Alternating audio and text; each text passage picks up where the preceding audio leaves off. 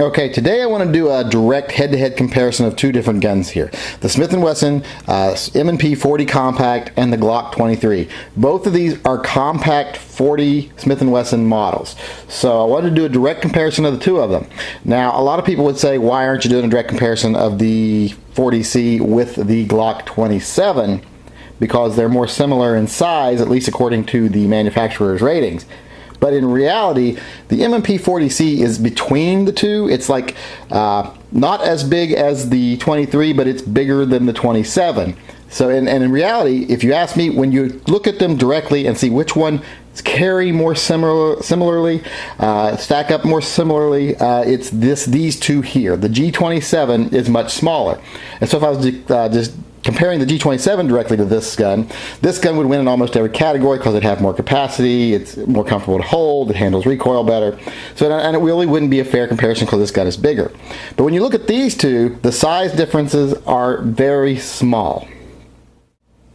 When you look at the measurements on paper of all three guns, it looks like the 23 is a lot bigger than the 40C.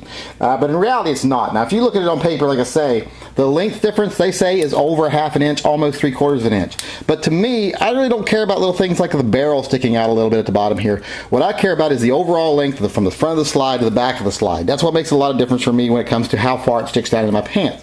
So if you notice, if you measure these longest point on both, this one is 6 5/8. The Glock is just under 6 7/8, so less than 1/4 inch, not the 3/4 inch that you would think if you looked at it on paper. As far as the comfort of carrying going, lengthwise, the only difference is like I say, a little less than 1/4 inch. Now the G27, the length overall is 6.5, so that's 6 5/8. So it's smaller lengthwise, but like I say, I'm choosing to compare these two because these two are more similar. Okay, another place that you take into consideration when you're carrying, and let's face it, I consider both these carry guns, so that's what I'm doing this comparison from a carry standpoint. Now, if you look at the total height of each gun, now if you look at the G27, it's supposed to be 4.17. The G23 is supposed to be 5 inches, and the M&P40c is supposed to be 4.3 inches, which makes it a little bit more than 1/4 inch taller than the 27, but supposedly makes it a full almost 3/4 inch shorter than the 20C. But if you compare the two in a fair comparison where you have the little grip extension in so you can get 3 fingers on both, they really don't show that much of a difference. If you measure the Glock, I get 4 3/4 inches total height from the bottom of this to the top of the frame.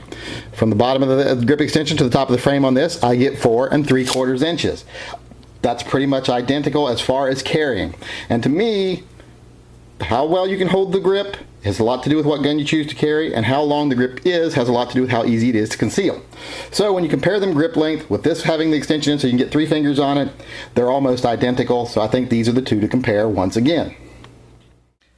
Now, as far as height is concerned, one thing that you do need to look at where the M&P does have an advantage is the overall length in the back.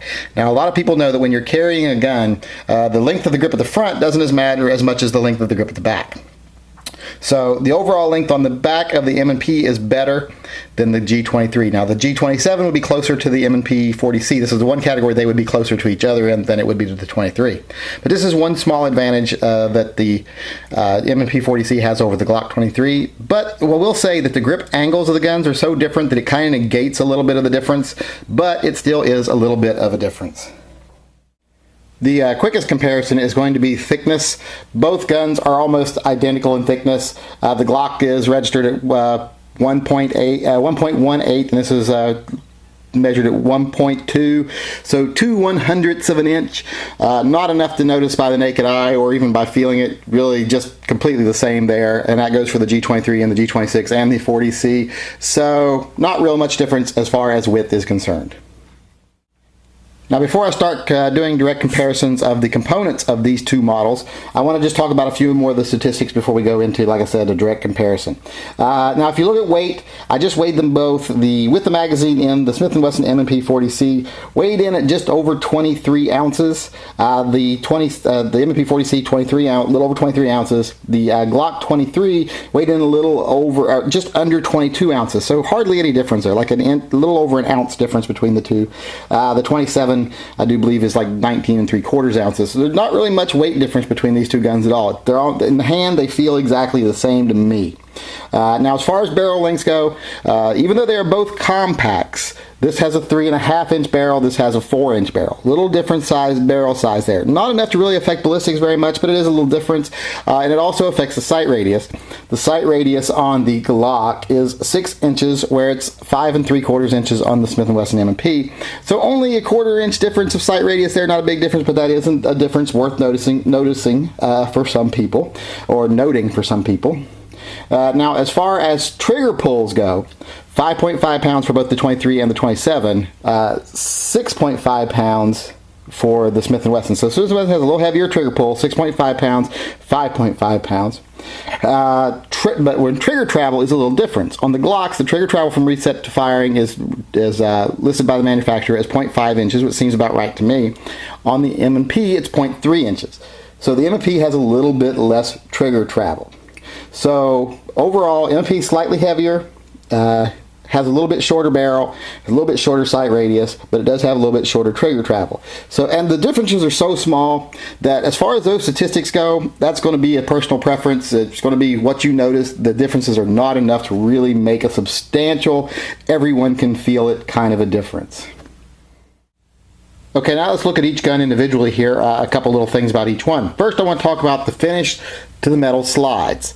Now, the metal slide finish, the finish on the metal slide of the M&P is much smoother. It is very, like almost a silky feel, and it seems more even, less prone to show discoloration, and less prone to showing fingerprints. When you contrast it with the Glock finish, which does look much rougher, which some people may like that. I don't really mind the roughness of the finish, but what I don't like is it has this tendency to look ashy at times. Like if you leave it sitting somewhere, it gets an almost ashy texture color to it, and you have to wipe it off with oil to get it back to a nice black finish. It tends to show fingerprints worse for some reason. I'm not sure why. But as far as the finish goes, I would have to give the points to give the nod to the Smith & Wesson, because it just seems to have a little bit better of a finish on the slide than the Glock does. Okay, next thing we'll talk about is the sights. As most people are familiar with, the Glock has their standard little plastic, these goalpost style sights. Now I really like the goalpost style design, but front sight is a post sight, low grade plastic. The back sight, plastic. So not very high-end sights on the Glock as far as the standard sights go. Now as the M&P, the standard sights are dovetailed metal sight, offset dovetail metal sight. Now the Glocks are dovetailed in the back too, but they're not the Novak style like this, the setbacks.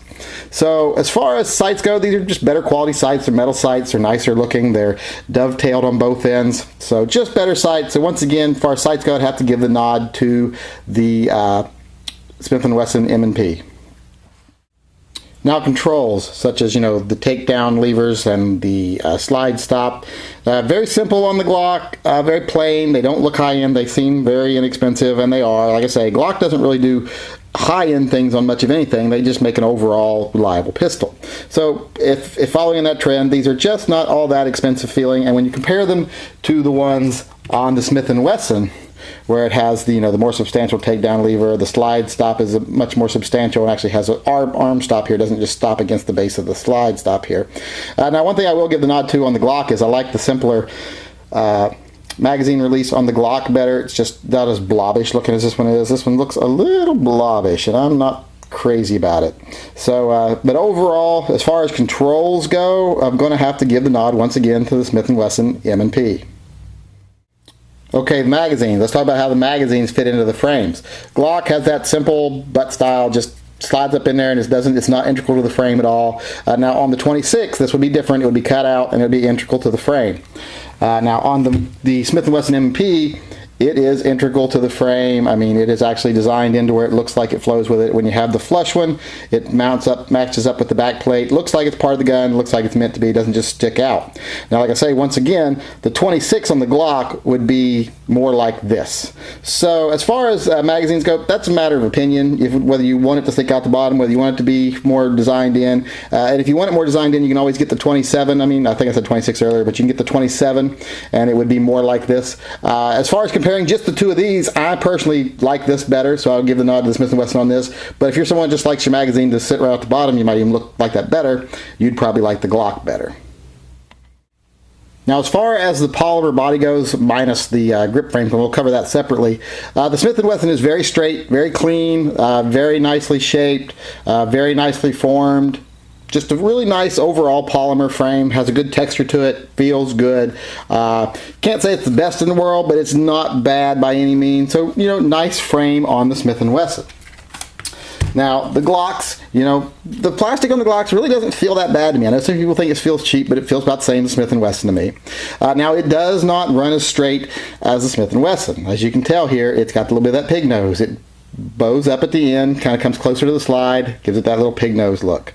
The grip frame, you know, it's a little fat, a little cheap looking, but you know, I kind of like it. But you know, personal preferences aside, it's not quite as well done as the Smith & Wesson. So you know, as far as overall, I'd probably have to give a slight nod to the Smith & Wesson on this category. Okay, the grip frame. Smith & Wesson has the adjustable back straps that also have a nice thickness to them. They're bulbous. They kind of, you can get the different sizes have different thicknesses through here as well as backwards.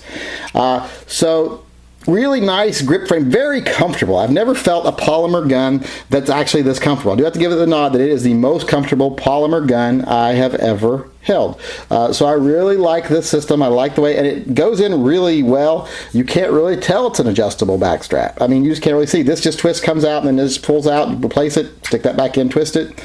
And then once it's in, you cannot see. Like on a lot of the guns, you can see. Like on my M&P, you can see it's an adjustable back strap. You can even move it. This becomes an integral part of the gun once you put it on. Now with the Glock, now this Glock does not have the adjustable back straps, but I will say I find the Glock grip frame to be fairly comfortable. It is a little rough, and the only thing I don't like about the adjustable back straps on the one that do have them is they don't adjust thickness as much as they do just depth. So you really don't get that overall swelled feel that you get on the Smith & Wesson M&P. It's not as comfortable a grip for me.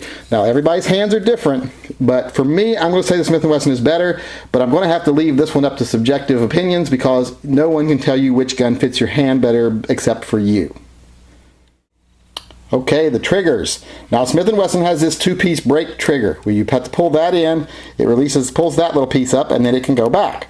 The pit trigger is two pieces, and it's a hinged continuous piece here.